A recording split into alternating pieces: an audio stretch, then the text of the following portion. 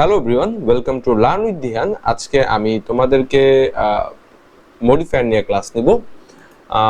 Modifier এইচএসসিতে খুবই common একটা grammar, খুবই সহজ একটা গ্রামার, এবং এই গ্রামারে তোমাকে খুব বেশি প্রেশার নিতে হয় না, সহজে তুমি এই গ্রামারটা কমপ্লিট করতে পারো।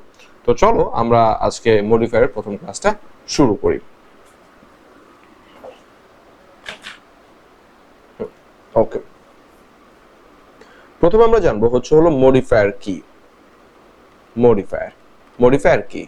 মডিফায়ার হলো কোন সেন্টেন্সের ওয়ার্ড অথবা ফ্রেজ, কোন সেন্টেন্সের কোন ওয়ার্ড বা ফ্রেজ যদি ওই সেন্টেন্সের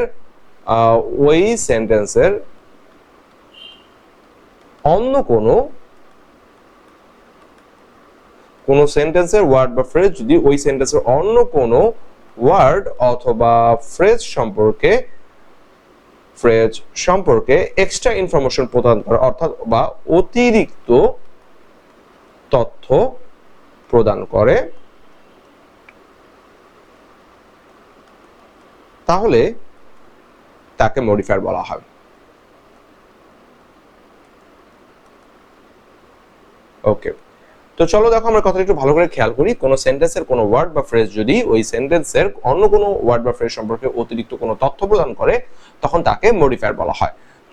জিনিসটা যদি আমরা একটু ছবি আকারে, ইনফোগ্রাফ আকারে দেখানোর চেষ্টা করি, তাহলে দেখো সেন্টেন্সের কোনো একটা ওয়ার্ড অথবা সেটা কোনো একটা ফ্রেজ সেন্টেন্সের আরেকটা ওয়ার্ড সম্পর্কে অন্য কোনো ওয়ার্ড অথবা ফ্রেজ এই সম্পর্কে কোনো কি করছে, এক্সট্রা ইনফো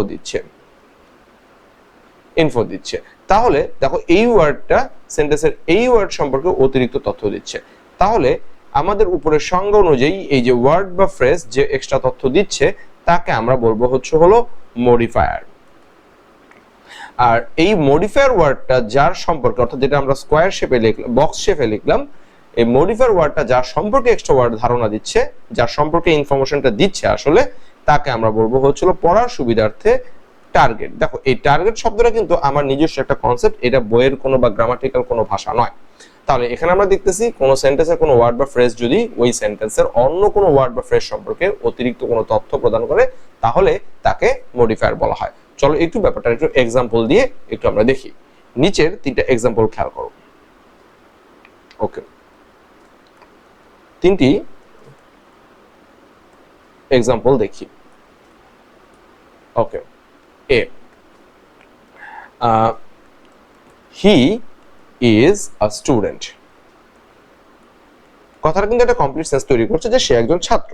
ওকে, এইবার এই কথাটাকে যদি আমি আরেকটু এক্সপ্লেইন করে বা আরেকটু ডিটেইলস এক্সট্রা ইনফরমেশন দিয়ে লিখি, তাহলে আমরা এখানে লিখতে পারবো he is a good student বা ব্রিলিয়ান্ট স্টুডেন্ট, যে কোনো একটা আমি গুড লিখলাম, হি ইজ এ গুড স্টুডেন্ট।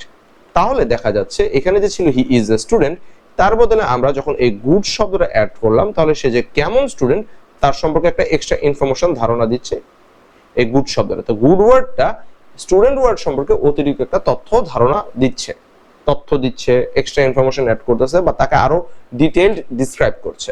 তো চলো বি নাম্বার এক্সাম্পলটা দেখি। She is a teacher. She is a teacher, এখানে আমরা কথাটাকে আরেকটু এক্সপ্লেইন করে লিখতে পারি she is a school teacher. She is a school teacher. তাহলে এখানে দেখো এই যে স্কুল শব্দটা টিচার শব্দ সম্পর্কে এক্সট্রা ইনফরমেশন অ্যাড করছে। সি নাম্বার এক্সাম্পলটার দিকে যদি আমরা একটু দেখি, মম বেকড দ্য কেক। মা কেকটি তৈরি করলেন। তো এখানে যদি আমরা কথাটাকে আরেকটু ইনফরমেশন যদি আরো অ্যাড করে আরেকটু ডিটেইলসে লেখার চেষ্টা করি, মম বেকড দ্য কেক ডেলিশিয়াস। তাহলে ব্যাপারটা দেখো, এইখানে এই ডেলিশিয়াস শব্দটা কিন্তু দ্য কেক শব্দটা সম্পর্কে এক্সট্রা ইনফরমেশন প্রদান করছে।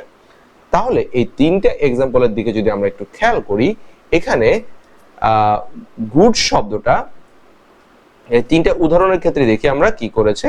তিনটার মধ্যে আমরা যদি একটু অবজারভেশনে দেখি, অবজারভেশনের দিকে যাই, তাহলে দেখি গুড শব্দটা কিন্তু স্টুডেন্ট শব্দ সম্পর্কে এক্সট্রা ইনফরমেশন দিচ্ছে।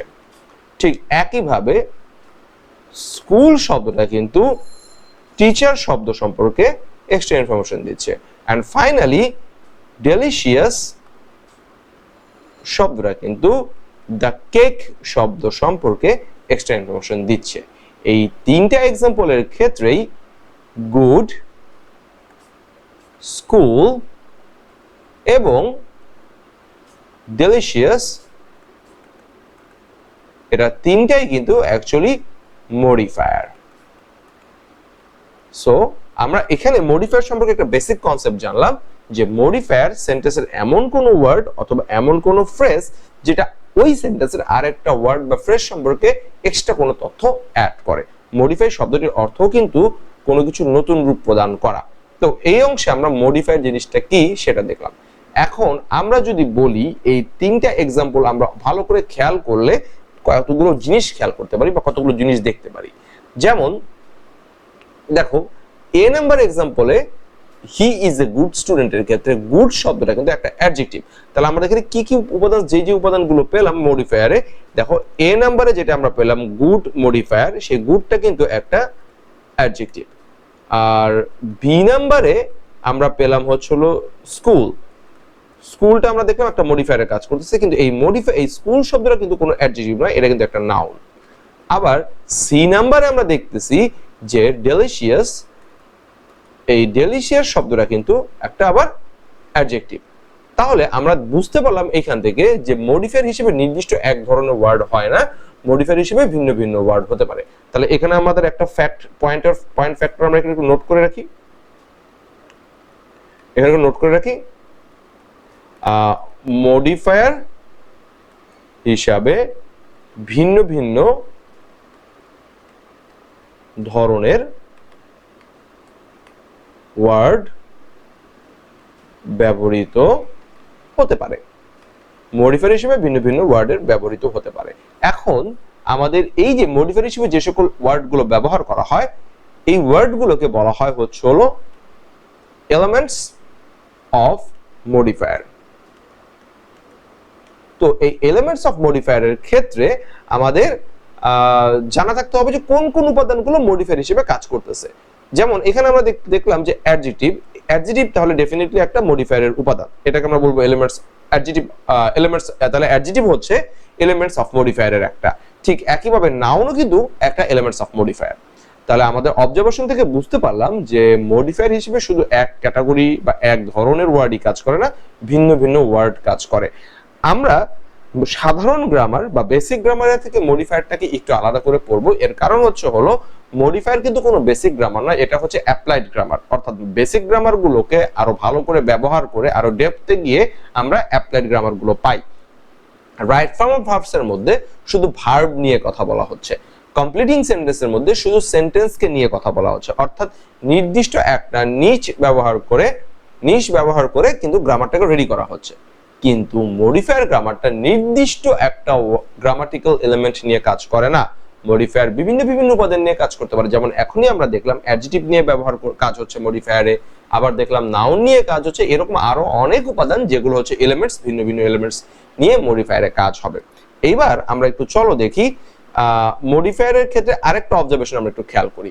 দেখো আগের উদাহরণগুলোতে আমরা যখন দেখলাম, তিনটা এক্সাম্পল যখন আমরা দেখলাম, সেই ক্ষেত্রে আমরা দেখলাম যে কোথাও স্টুডেন্ট শব্দটা আছে।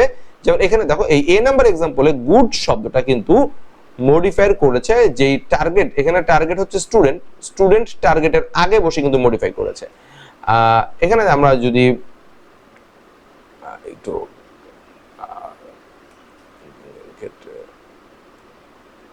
কালারটা একটু চেঞ্জ করে নিই, তোমাদের বুঝতে সুবিধা হবে। আচ্ছা দেখো এখানে এই স্টুডেন্ট শব্দটা কিন্তু একটা টার্গেট, স্টুডেন্ট শব্দটা কিন্তু গুড শব্দটা কিন্তু টার্গেট হিসেবে স্টুডেন্টকে ব্যবহার করেছে। ঠিক একইভাবে স্কুল শব্দটার টার্গেট হলো টিচার। আর সিমিলারলি ডেলিশিয়াস শব্দটার টার্গেট হলো দ্য কেক। তাহলে আমরা যদি প্লেসমেন্ট হিসাবে চিন্তা করি, এ আর বি নাম্বার উদাহরণে টার্গেট বসেছে মডিফায়ারের পরে, অর্থাৎ মডিফায়ার আগে বসেছে, টার্গেট পরে বসেছে। তা আমি যদি এই কর্নার থেকে চিন্তা করি, তাহলে এ নাম্বার উদাহরণে আগে মডিফায়ার বসেছে, সে তারপরে টার্গেটকে মডিফাই করেছে। বি নাম্বার উদাহরণও সেম, আগে মডিফায়ার বসে পরে টার্গেটকে মডিফাই করেছে। কিন্তু সি নাম্বারে কি আমরা দেখলাম, সেক্ষেত্রে মডিফায়ারটাই আগে হয়েছে এবং তার টার্গেটটা পরে বসে, অর্থাৎ মডিফায়ারটা পরে বসে তার আগে টার্গেটকে মডিফাই করেছে সি নাম্বারে। যেমন mom baked the cake, the কেককে মডিফাই করেছে ডেলিশিয়াস শব্দটা। ডেলিশিয়াস শব্দটা হলো একটা মডিফায়ার যা তার আগের ওয়ার্ড দ্য কেককে টার্গেট হিসেবে ধরে নিয়ে মডিফাই করেছে। তাহলে এখান থেকে আমরা মডিফায়ার হিসেবে আরো দুইটা ধারণা পেতে পারি। এটা আমি ব্লু পেনে লিখলাম, যেহেতু ওখানে ব্লু দিয়ে মার্ক করেছি। মডিফায়ার তার টার্গেটের আগে বসেও মডিফাই করতে পারে।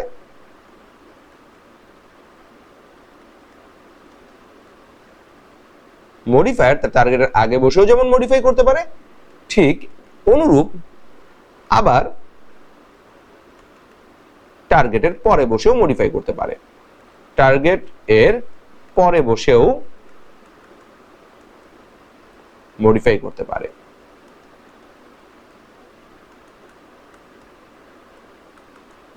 তাহলে এখানে আমরা দেখলাম যে মডিফায়ার কখনো কখনো টার্গেটের আগে বসে মডিফাই করে, কখনো কখনো টার্গেটের পরে বসে মডিফাই করে। এই ব্যাপারটার উপর ভিত্তি করে আমরা যদি একটা ইনফোগ্রাফিক আলোচনা করি, যেমন ধরে নিলাম এটা একটা টার্গেট, এই টার্গেটের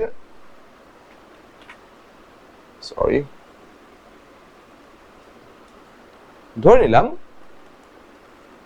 টার্গেট, এই টার্গেটের আগে বসে হচ্ছে মডিফায়ার আগেও বসতে পারে, মডিফায়ার কিন্তু টার্গেটের পরে বসে মডিফাই করতে পারে। যদি মডিফায়ার টার্গেটের আগে বসে মডিফাই করে তখন তার আরেকটা নাম, যদি মডিফায়ার টার্গেটের পরে বসে মডিফাই করে তখন কিন্তু তার আরেকটা নাম। যখন মডিফায়ার টার্গেটের আগে বসে মডিফাই করবে তখন তাকে আমরা বলবো প্রি মডিফায়ার। আমরা সবাই জানি প্রি শব্দের অর্থ হচ্ছে আগে, আর মডিফায়ার যখন টার্গেটের পরে বসে মডিফাই করে তখন আমরা তাকে বলবো পোস্ট মডিফায়ার। আমরা জানি যে প্রি শব্দের অর্থ হচ্ছে হলো আগে, আর পোস্ট শব্দের অর্থ হচ্ছে হলো পরে।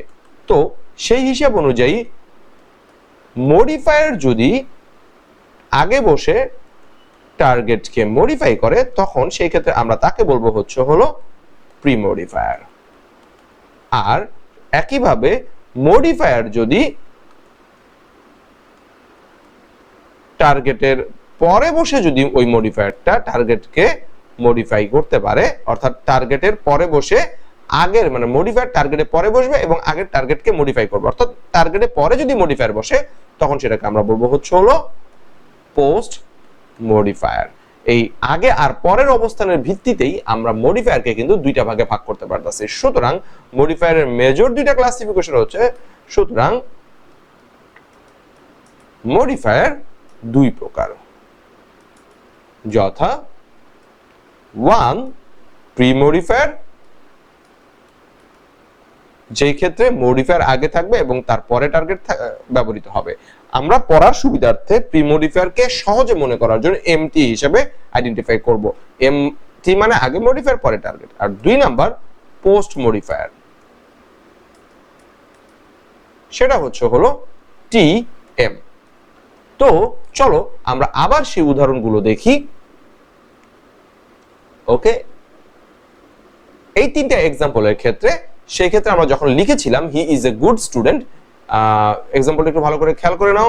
হি ইজ এ গুড স্টুডেন্ট যখন আমরা লিখেছিলাম, দেখো এই যে he is a good student, এই ক্ষেত্রে দেখো গুড শব্দটা একটা মডিফায়ার যা টার্গেটের আগে বসে মডিফাই করেছে, অর্থাৎ এখানে প্যাটার্ন হয়েছে MT.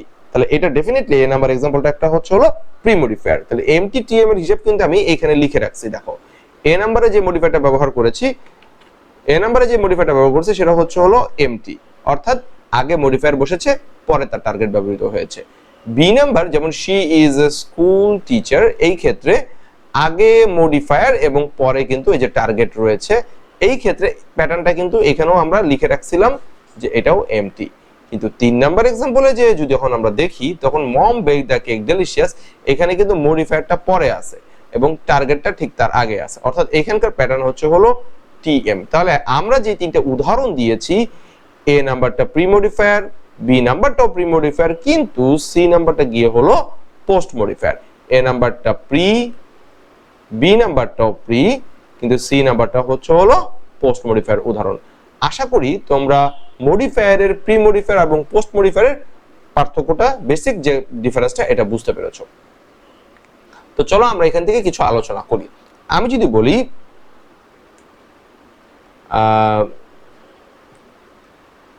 this is a good idea, this is a good idea, এখানে গুড শব্দটা আইডিয়া শব্দকে আগে বসে মডিফাই করেছে, তার মানে এটা একটা pre modifier, right? Okay, she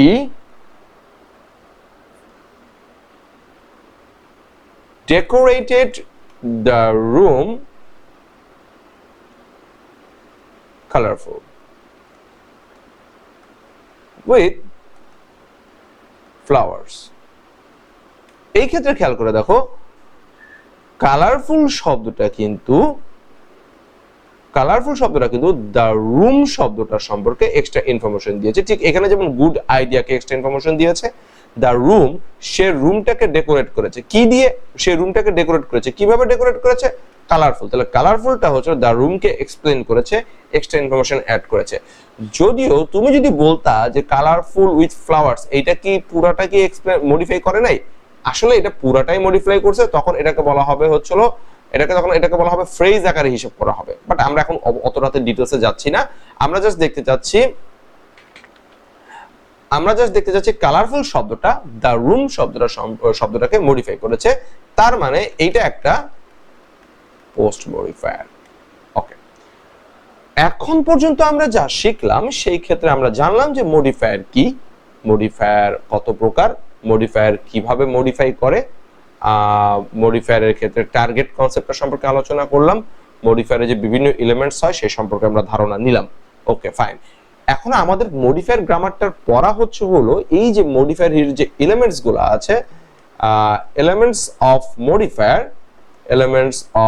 modifier, এইটা কিন্তু প্রি মডিফায়ারেরও কিছু নির্দিষ্ট, আবার পোস্ট মডিফায়ারেরও কিন্তু কিছু নির্দিষ্ট। অর্থাৎ প্রি মডিফায়ারের নিজস্ব কিছু এলিমেন্টস আছে, পোস্ট মডিফায়ারের নিজস্ব কিছু এলিমেন্টস আছে, আবার কিছু এলিমেন্টস দুইটার মধ্যে কমন আছে।